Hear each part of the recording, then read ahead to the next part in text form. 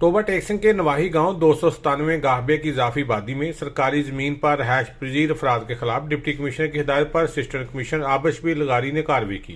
कार्रवाई के दौरान 10 साल से रहायश पजीर पठान फैमिली के घरों को मिसमार कर दिया गया। ऑपरेशन के दौरान पुलिस की भारी नफरी भी मौका पर मौजूद थी, जिन्होंने मजामत करने पर 7 अफराद को हिरासत में लिया। असिस्टेंट कमिश्नर आबिश लगारी का कहना था कि पुलिस के हमरा काबजीन से 17 कनाल रकबा वागजार करवाया गया, जिसकी मालियत 1 करोड़ रुपए है। दूसरी जानब पठान बस्ती में रहायश पजीर अफराद का कहना है कि पंजाब हुकूमत की जानब से जमीन के मालकाना हकूक दिए गए, सुई गैस और पानी के कनेक्शन फराहम किए गए, मगर फिर भी घरों को मिसमार किया गया। चेयरमैन साना धक्केशाही करने उन्होंने वोटां कोई नहीं दित्तियां, वोटां दे बिना ते साना सियासी बेस ते धक्काशाही करदे आ।